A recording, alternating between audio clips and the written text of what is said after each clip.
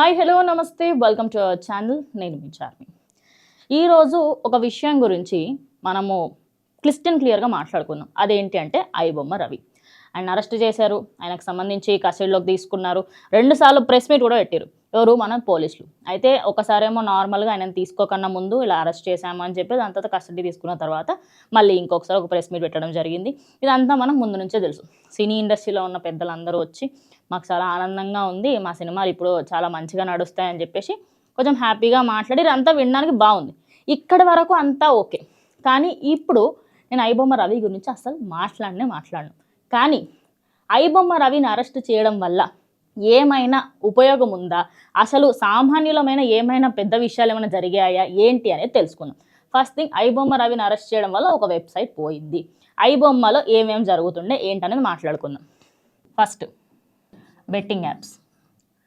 ఐబొమ్మలో betting apps promote చేస్తుండే. ఇప్పుడు నేను ఒక ఐబొమ్మ వెబ్సైట్కి వెళ్ళి ఒక సినిమా చూస్తున్నా. బెట్టింగ్ యాప్స్ 2-3 సార్లు వస్తాయి, లేదా 4 సార్లు వస్తాయి, పక్కకు వస్తాయి. కానీ అయితే ఇప్పుడు నేను చూసినంతసేపు నేను సినిమాలో ఇంట్రెస్ట్ ఉంటా, కానీ పక్కన వచ్చే బెట్టింగ్ యాప్స్ నేను ఎందుకు పట్టించుకుంటా? సో ఒక ఐబొమ్మ రవి దగ్గర నుంచి, ఐబొమ్మ నుంచి బెట్టింగ్ యాప్స్కి ప్రమోట్ అయ్యి దాంట్లోకి వెళ్ళి వాళ్ళ డబ్బులు ఇన్వెస్ట్ చేసిన వాళ్ళు వేలల్లో ఉంటారు.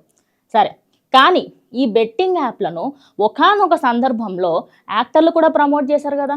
మరి ఐబొమ్మ రవిని ఇటు పైరసీ విషయంలోనే కాకుండా ఆ విషయంలో కూడా పాయింట్ ఆఫ్ వ్యూ పెట్టుకొని చేశారు కదా.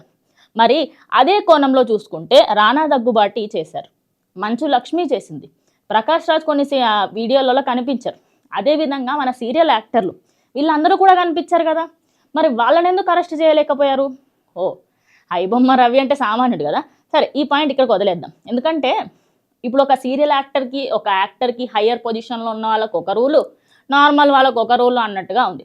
అయితే ఈ పైరసీ వల్ల ఎంతోమంది నష్టపోయారు, సినిమా ఇండస్ట్రీ నష్టపోయింది అని చెప్పేసి అంటున్నారు కదా.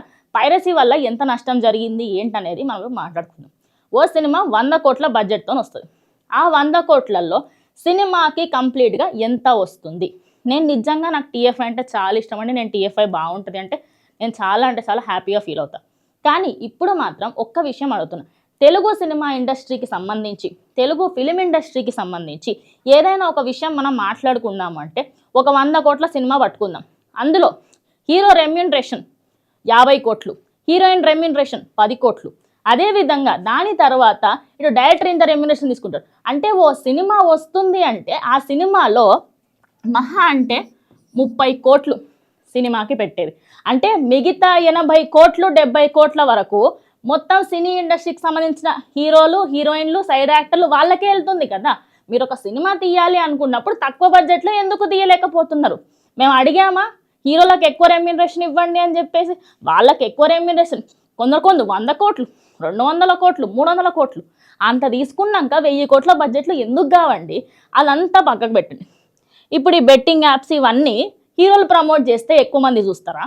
లేకపోతే నేను ఇప్పుడున్న పలానా బెట్టింగ్ యాప్ అండి వెళ్ళి చూడండి అంట, నా మాట మీరు ఎక్కువ నమ్ముతారా? రానా దగ్గుబాటి చెప్పింది ఎక్కువ నమ్ముతారా? ఆబ్వియస్లీ రానా గారు చెప్పింది నమ్ముతారు. ఎందుకు? నోన్ ఫేస్, అరే ఈయన చెప్పాడురా, ఇది మేబీ కరెక్ట్ అయి ఉండొచ్చు అనుకుంటారు. అవునా కాదా? ఇది రియాలిటీ. నెక్స్ట్ వచ్చేసి ఈ డ్రగ్స్. సినీ ఇండస్ట్రీలోనే ఎంతోమంది డ్రగ్స్ కేసులలో ఉన్నారు. వాళ్ళందరినీ పట్టుకున్నారా? రేవ్ పార్టీలు జరిగినప్పుడు వాళ్ళని ఎవరినన్నా పట్టుకున్నారా? 2-3 పట్టుకున్నారు, దాని తర్వాత అందరు స్వాహ, ఎటో ఒక దిక్కు వెళ్ళిపోయింది. అసలు ఏంటి ఈ సినిమా ఇండస్ట్రీకి సంబంధించి చిన్న విషయాలన్నింటినీ కాకుండా ఐబొమ్మని ఎక్కువగా ఎందుకు టార్గెట్ చేశారు?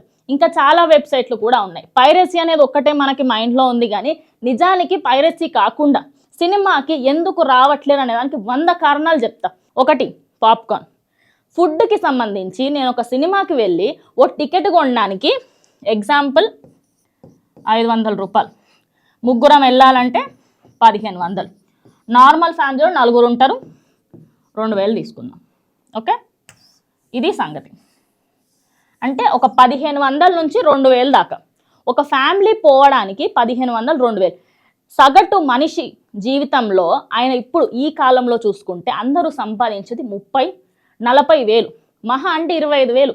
ఒక్క సినిమాకి సంబంధించి టికెట్లకు 2000 పెట్టి బయట పాప్కార్న్ 500 రూపాయలకి, క్యారమిల్ పాప్కార్న్ అని దాని మీద జిఎస్టీ ఒకటి, ఇంకా అదేవిధంగా సమోసాలు కొందామంటే దానికి ఒక జిఎస్టీ, ఇటు పోనీ కూల్ డ్రింక్ తాగుదామంటే చిన్న గ్లాస్ అండి రూపాయలు చెప్తాడు.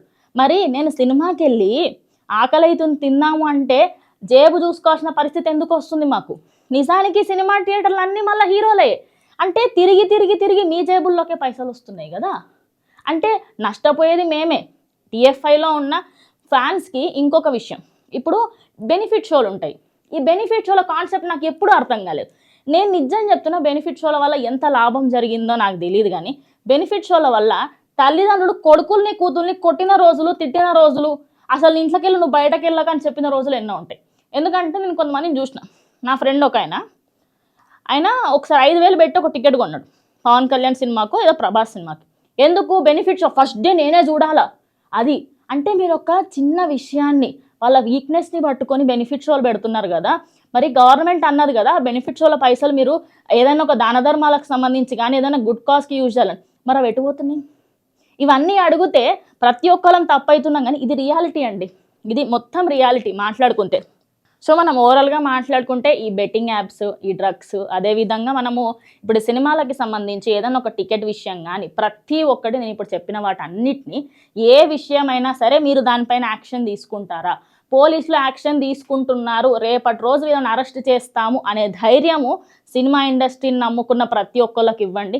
ఎందుకు రారో నేను కూడా చూస్తాను.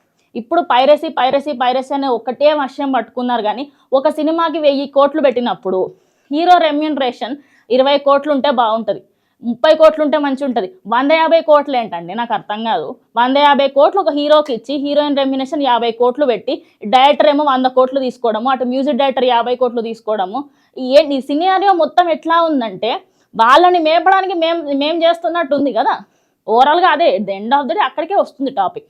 సో ఈ విషయాలన్నిటినీ కూడా మీరు తీసుకుంటారు, మీరు వీటన్నిటిని కూడా కన్సిడర్ చేస్తారు అంటే అప్పుడు మేమందరం మిగతా విషయాల గురించి కూడా మాట్లాడదాం. ఒక ఐబొమ్మ రవిని అరెస్ట్ చేసి మేము ఏదో సాధించాము అని చెప్పడం కాదు, ఈ మిగతావన్నీ కూడా నార్మల్కి రావాలి.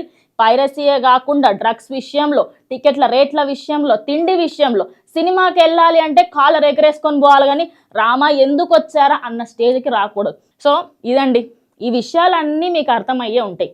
ఒక సామాన్యుడిగా నేను కూడా మీ ఖాతాలోనే వస్తాను. నేనేం ఏదో రాజభోగాలేం అనుభవించట్లేదు.